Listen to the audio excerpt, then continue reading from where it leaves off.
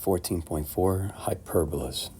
In this section, we're going to go over where you find real-day examples of hyperbolas and where they occur in the world, how to solve different equations dealing with hyperbolas, as well as how to graph them. In slide 2, we're looking at real examples of a hyperbola. Here you can see satellite dishes, architecture, and stadiums are all different forms in which hyperbolas are used. Here in slide 3, we have different examples of how a cone is used in reference to the different ways in which it is dissected. In this case, you can see that if it is done flat, you will end up with a circle. If it's slightly tilted, you could end up with an ellipse. Now, as you start cutting parallel to the side of the cone, you will start ending up with a parabola. And the same can be said with a hyperbola. Now, it all depends on whether it is a vertical cut or a diagonal cut.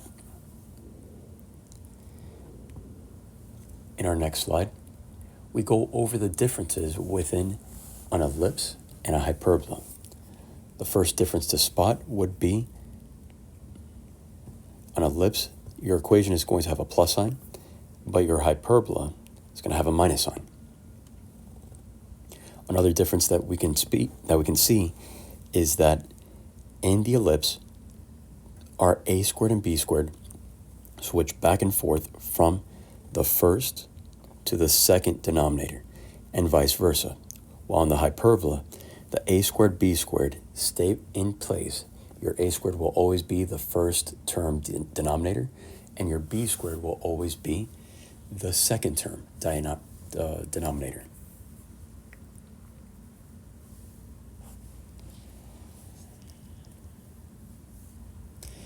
In example 4, the overall idea of how a hyperbola will look when graphed is given.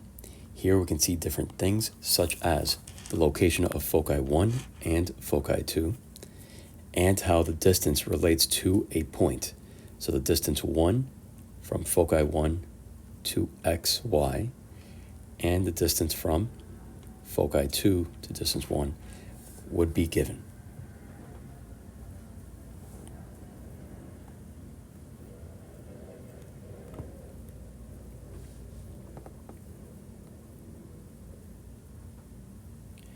Here we go ahead and take a look at the diagram of a hyperbola. Here we have the vertices, which can be seen at the very bottom of this portion of the hyperbola and the very top of that portion of the hyperbola. The branches are the portions that come off that vertices and go in that upward, downward, leftward, or rightward direction, depending on the type of hyperbola that you have. Now, each hyperbola does deal with its own asymptote. Because of these two asymptotes, it provides the shape that it does for the actual hyperbola.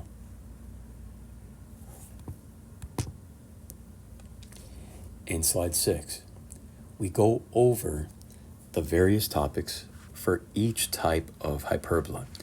Now, main things to keep in mind is the location of where your x squared is located and where your y squared is located. As long as you have the x squared in front, which is the first equation that we're going to speak of, due to the x squared being in the first numerator position, you know that your hyperbola is going to be faced leftward and rightward. The transverse would be considered horizontal, and your vertices will be coming off of the A.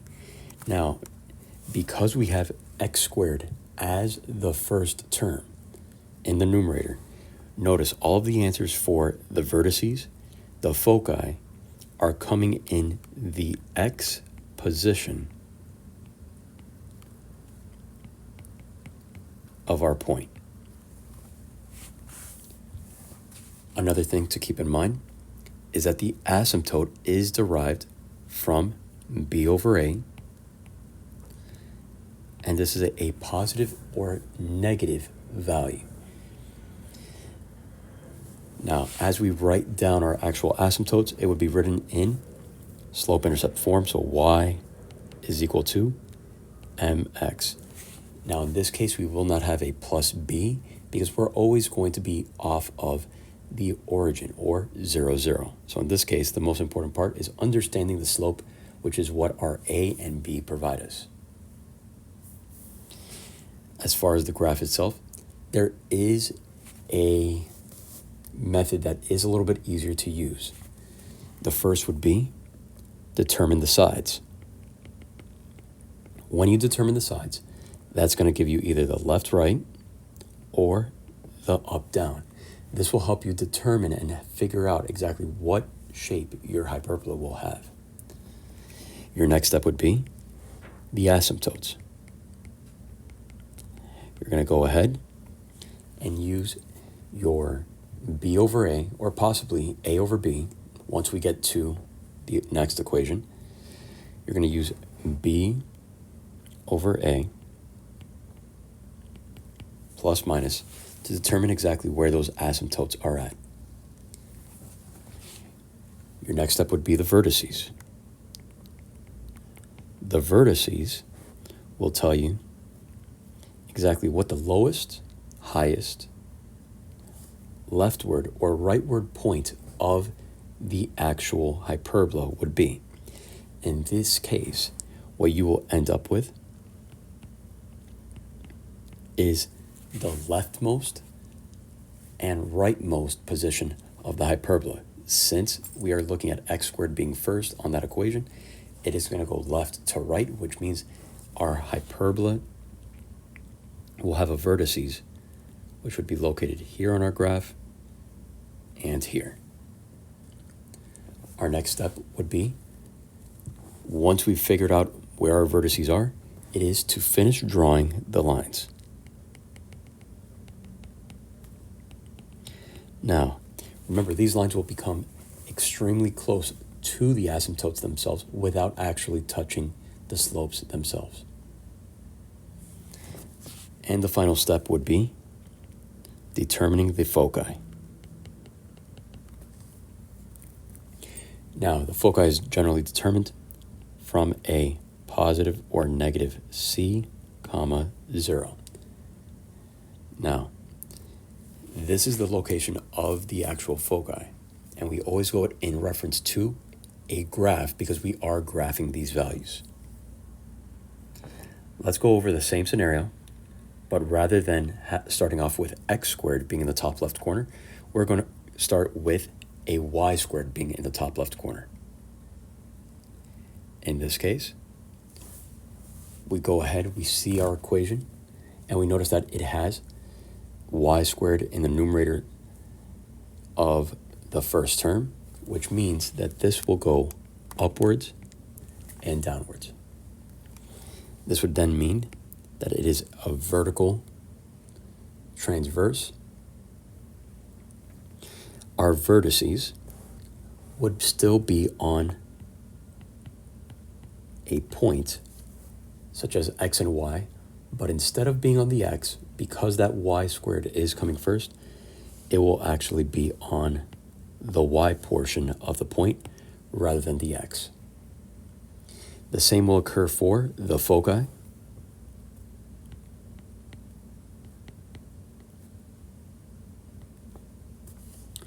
So it would be found on the 0, positive and negative c. Next would be the asymptote. In order to determine the asymptote, you will have to solve a over b, and you're looking at the positive and negative values of that. Now, the equation itself will still be the same as far as y is equal to mx, but it is the actual slope itself that would be different. In this case, we're looking at a over b rather than b over a.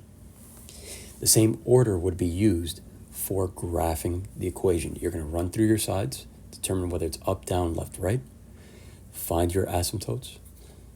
From there, determine where those vertices are going to be located, finish drawing your lines towards those asymptotes, and focus on finding out the location of the foci.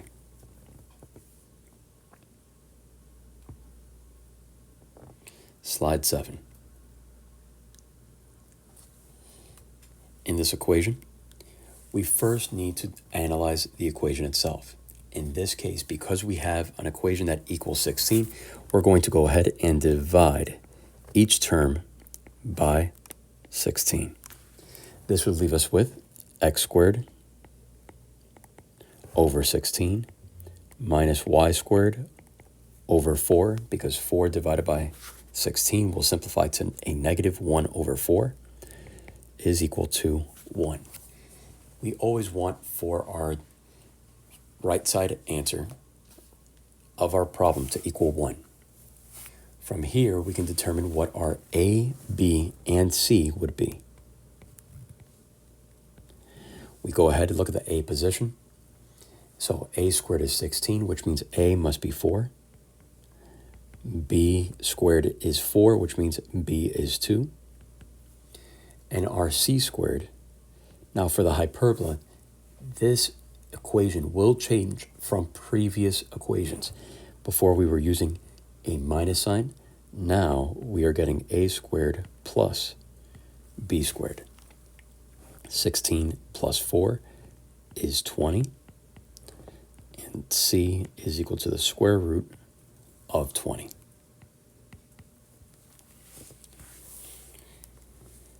Now, we do know that because we are looking at an x squared being the first term of the left equation, what will happen is that this equation will actually go left and right.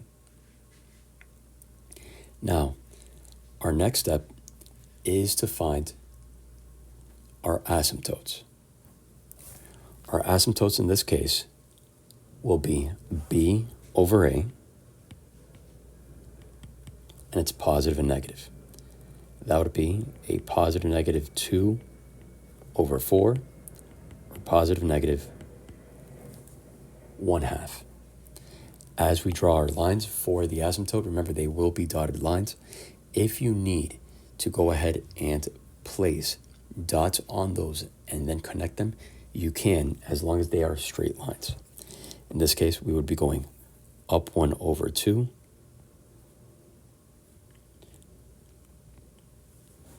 which would give us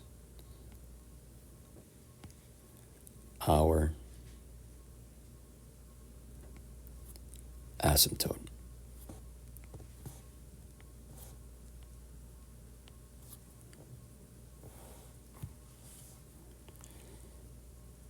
Now, as we have these lines coming together, we go ahead and draw the dotted line that creates that asymptote. We're going to do the same thing in the negative direction. So now we're going to do negative 1/2. So we are dropping down 1, going over 2.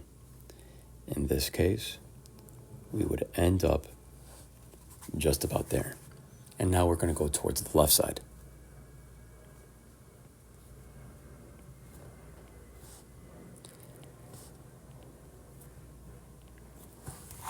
As we finish up this line, we go ahead, connect the lines to give us our asymptote.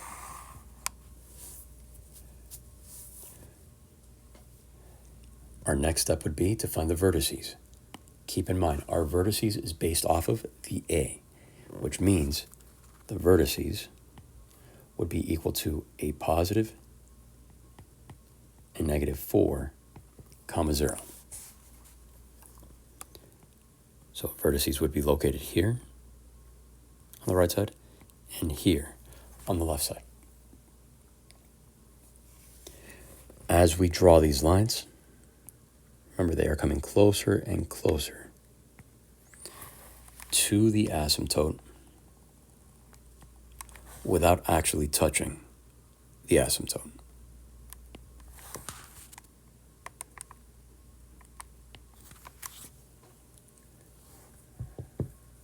Our next step would be figuring out the foci. Now in this case, we know that C is the square root of 20. Generally, the easiest way to determine the location would be to use the perfect squares to guide you in determining whether it would be between one number and another. In this case, our perfect squares around the square root of 20 would be the square root of 16 and the square root of 25. That would give us between 4 and 5. In this case, our foci would be located between 4 and 5. And that gives you the ability to go ahead and graph the entire hyperbola. We're going to go ahead and solve and answer the questions at the very bottom.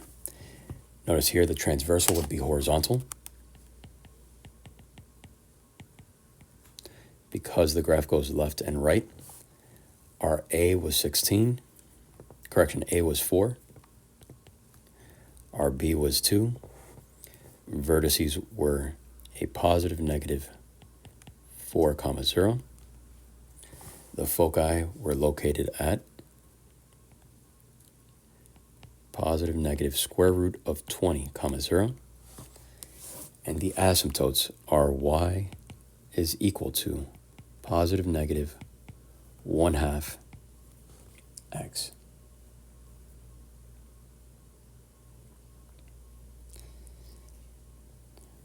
What I would suggest, go ahead, repeat the same process with the problem on the right-hand side, and pause the video. In this case, as we start to work with this problem again, we take a look at our problem and realize that we need to divide by 400 in order to get our right side equal to 1. As we divide by 400,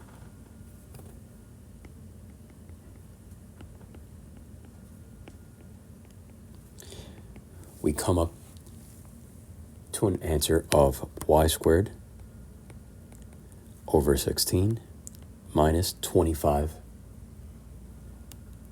x squared over that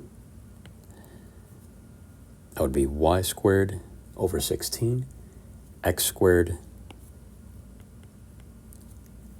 over 25 is equal to 1. So notice 25 divided by 400 will give you a 1 over 16. 16 divided by 400 will leave you with 1 over 25. And 400 divided by 400 will leave you with 1. So by taking a look at the equation, we can instantly spot that we will be working upwards and downwards. So this transversal will be vertical. We're going to go ahead and solve for A, B, and C. In this case, A will be 4, B will be 5, and C squared is equal to A squared plus B squared. 16 plus 25 will leave you with 41.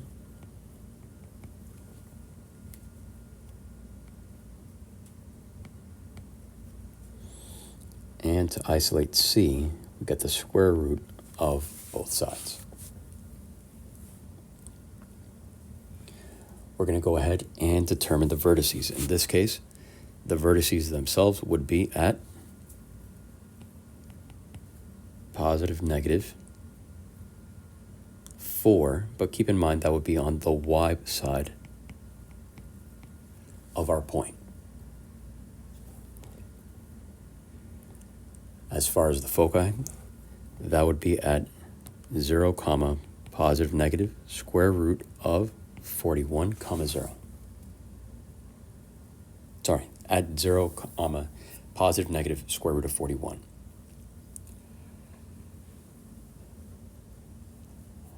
As we determine our asymptotes, keep in mind, because of the pure fact that we are working with y being in the first term, we are doing an A over B for our asymptote. In this case, a over b will leave us with 4 over 5. So up 4 over 5, up 4 over 5.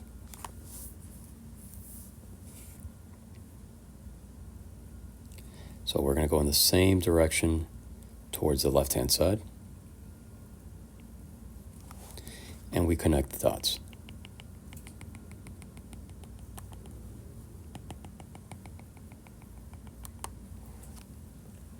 We're going to do the same exact thing in the negative direction. We're going to drop down 4, move over 5.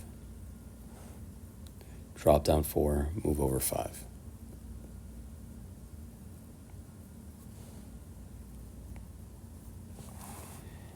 Repeat the same process for our asymptotes.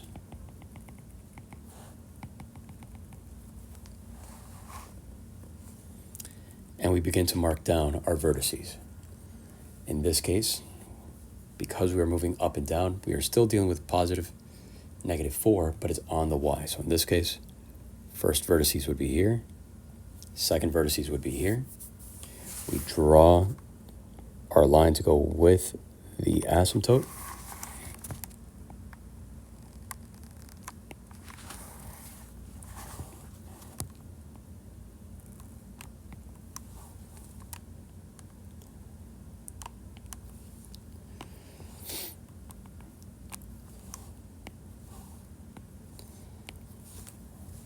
Our next step here would be to use the C to determine where the foci would be.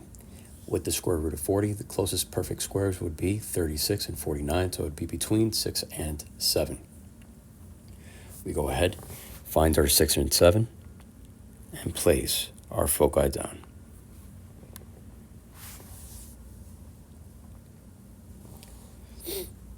Our last step here would be to write down the asymptotes, which would be y is equal to positive -4 over 5x.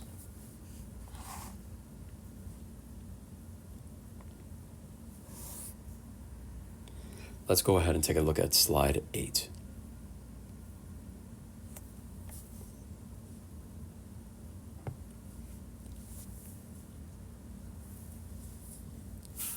So here we begin by analyzing the actual equation. In this case, we start off with y squared, which means we are looking at up and down. So a vertical transversal equation.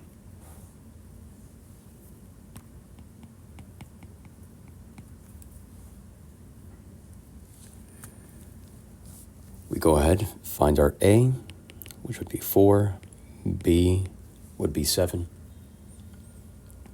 Determine c squared, 16 plus 49, which would give us 65.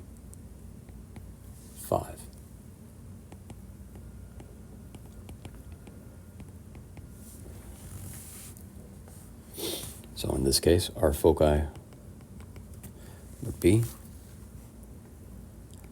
at 0, positive negative square root of 65. Because we're working with y squared, we know that it's going to be a over b. To find the asymptote, a would be 4 over 7. Keep in mind this would be a positive negative value. So our equation is going to be y is equal to positive -4 over 7x, which can also be written down here for the asymptote.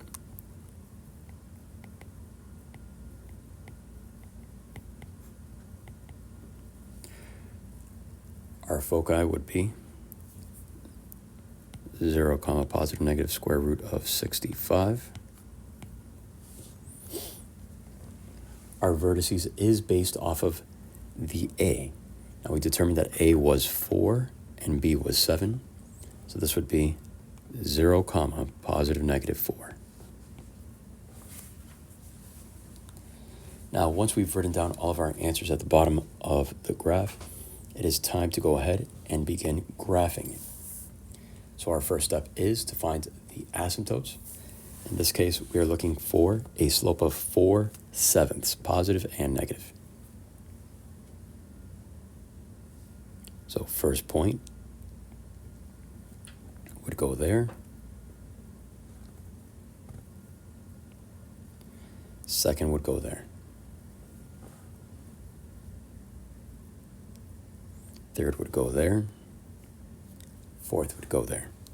And we're going to connect these dots.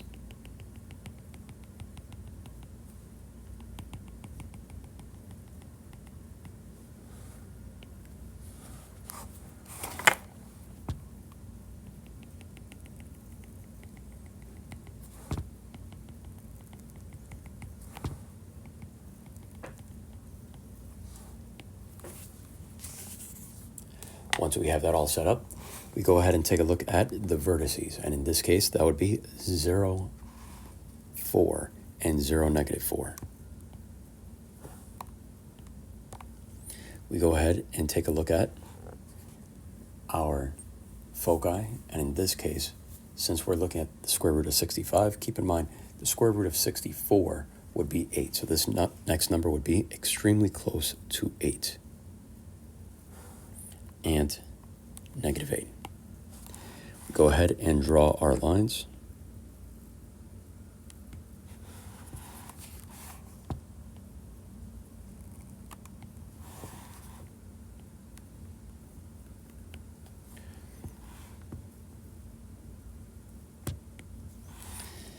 And that right there would be our graph for this equation.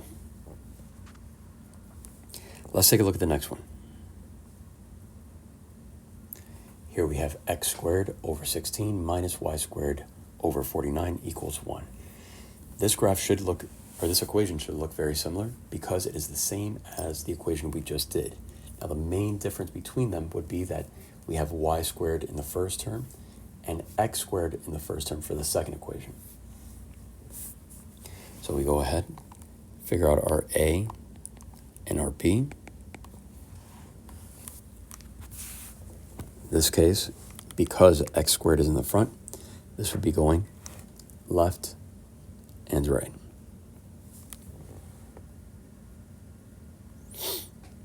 Now, as we're going left and right, keep in mind, we have to figure out our c squared. C squared is equal to 16 plus 49. C squared is equal to 65. C is equal to the square root of 65.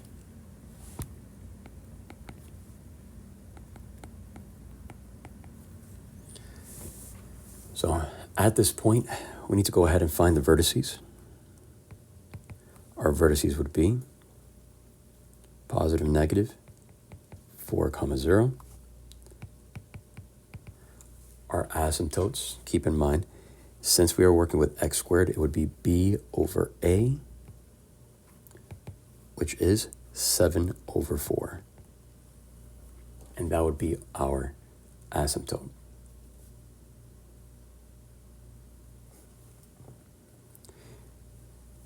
We go ahead, take a look at our next point, which is going to be rewriting our equation. Now remember, in this case, our equation is y is equal to positive negative 7 over 4 x.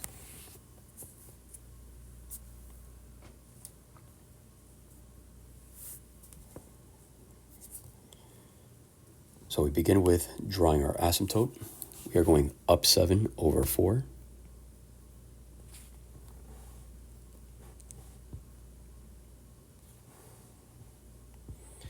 Down 7, left 4.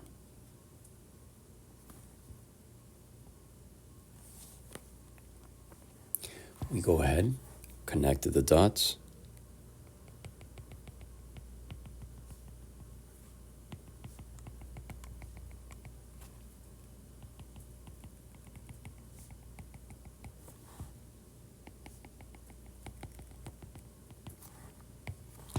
Keep in mind these asymptotes continue to go in all directions.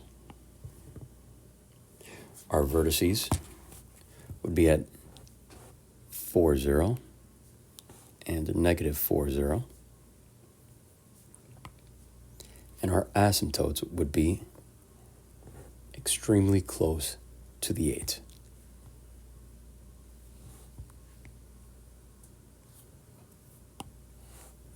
Once we're done, we can go ahead and continue drawing our line for the asymptote.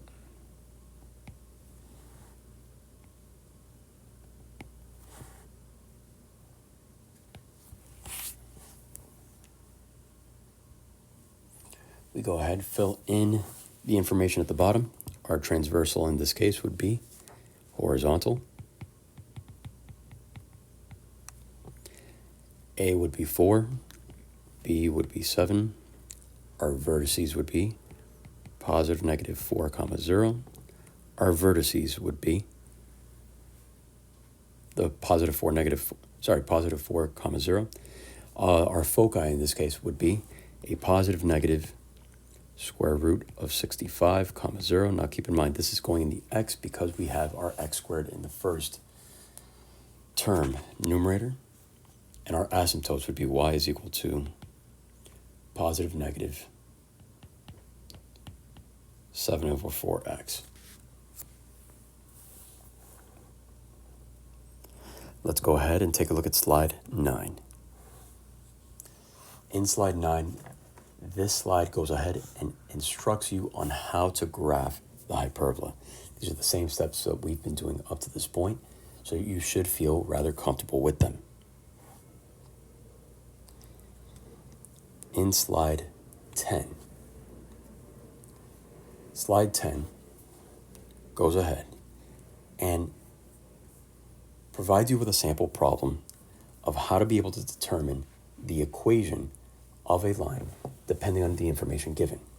Now in this case, what's given is the vertex and the foci. Keep in mind our vertex is A, our foci is C.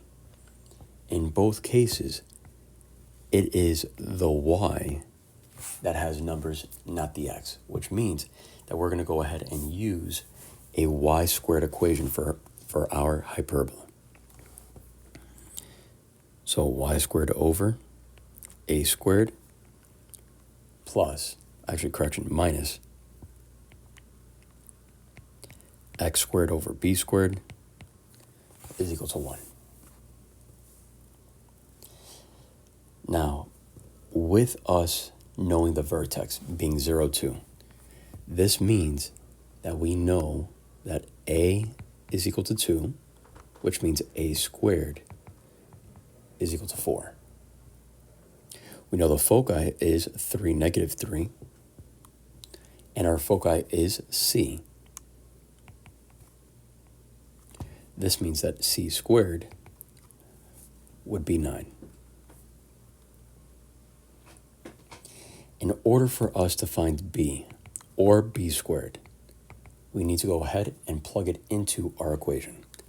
Remember, the equation is C squared is equal to A squared plus B squared. So 2 squared is 4, B squared is still B squared because we don't know what that value is, and C squared would be 9. We subtract 9 minus 4, 5 is equal to B squared. And now we can begin rewriting our equation. So in this case, we know that A is equal to 2, B squared is equal to 5.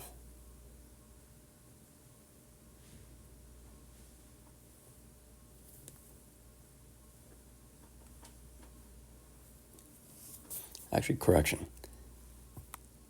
A squared is 4, B squared is 5.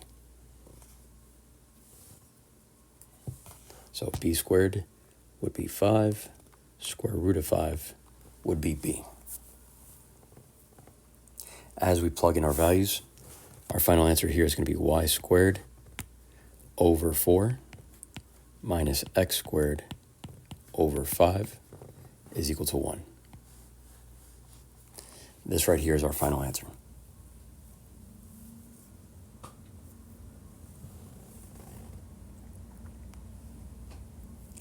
We go ahead and take a look at slide 11. In this case, we go over the writing of standard form, how to properly write it and complete any problem that would be needing for us to rewrite in standard form. In slide 12, we have our standard form equation, and the number one thing that we want to go ahead and take a look at is our x squared and y squared. In this case, x squared is negative, y squared is positive. This means that we're going to want to go ahead and separate the y's to the front of the equation, the x's to the middle of the equation, and we're going to want to move the 132 to the right-hand side. As we rewrite this problem, this would give us y squared minus 14y. We would end up with x being a negative x squared minus 18x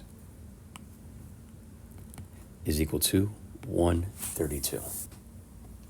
Now in scenarios like this, you generally want to run your completing the squares in order to find our last term. So in this case, we go ahead and we use b divided by 2 squared. 14 divided by 2 is 7. 7 squared is 49. Now, since we are adding 49 to the left-hand side, we need to add 49 to the right-hand side as well. From there, we have a negative x squared minus 18x. Now, keep in mind when we're doing completing the squares, we cannot work with a negative. So we're going to want to go ahead and separate the negative from the rest of the problem. By doing that, we now have a greatest common factor for this equation. We have 18 divided by 2 is 9. Squared would leave us with a positive 81. Now keep in mind, whatever we do to the left side, we have to do to the right side. But you have to remember about the greatest common factor, which is that negative that we pulled out. The fact that we pulled out that negative means that if we do end up with a perfect square on the inside, that 81 would have to be multiplied by that negative. So we would actually subtract 81 on the right-hand side. We're going to go ahead and rewrite these in or as perfect squares. So we have y minus 7, which would give us y minus 7 squared. The next part would involve the negative. Notice the negative stays out. The remaining part would be x plus 9 squared. And that would be equal to 100 on the right-hand side. Once we're here, keep in mind we do not want to have an equaling number that is not 1. So in this case, we're going to have to divide by 100. Our final answer here is y minus 7 squared divided by 100 minus x plus 9 squared over 100 equals 1. In slide 13, we basically go over the general equation for conics. Now, when we are looking at each one of these different equations, each one has a specific characteristic that helps us to determine whether the equation itself that we're using is positive, negative, but more importantly, whether it is a circle, whether it is parabolic, an ellipse, or a hyperbola. Let's take a look at the first one. With our first equation, we have a circle where A is equal to C. Now, when we are comparing A and C, keep in mind we are looking at ax squared and cy squared. One thing to remember is that a cannot equal 0, but more importantly is that a and c have to be the same number.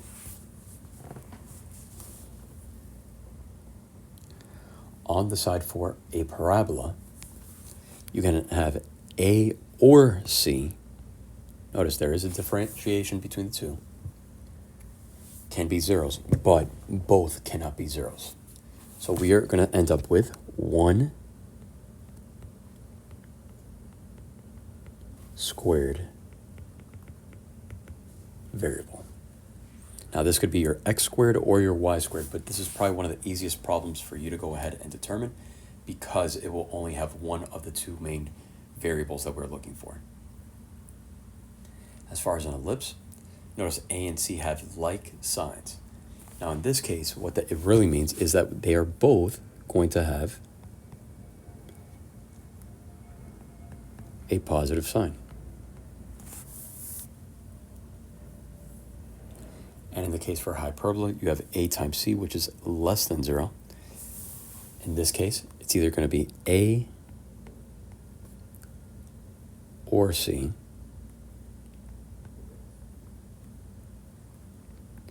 It's actually equaling a negative.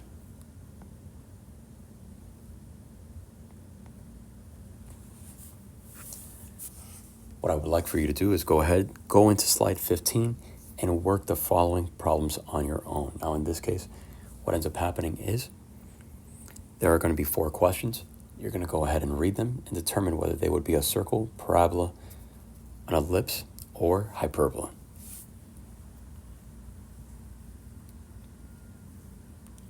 In slide 15, we go ahead and determine each one of our answers. So in this case, we have x squared minus 9x plus y minus 5. Keep in mind, this would be a parabola. Main reason for that would be that it's missing a y squared. Our next problem, we have both x and y squared, but we have coefficients of 1 and 4, and we have a negative on the other. Now this is only going to happen with a hyperbola.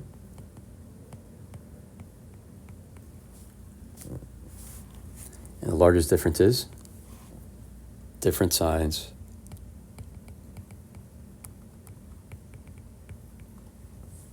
and that would be for A and C.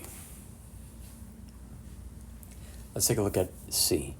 Now in this case, we do have both terms, x and y squared, but we do not have them matching. At that point, this would be an ellipse.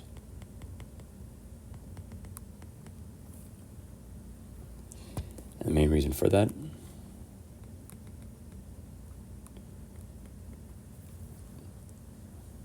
signs are both positive. Our last problem here would be D, in which we have 2x squared and 2y squared. Because of this, this means that we are going to be working with a circle. Remember, with a circle, you're always going to have an equal number of x and y across the board. This means that with this being a circle,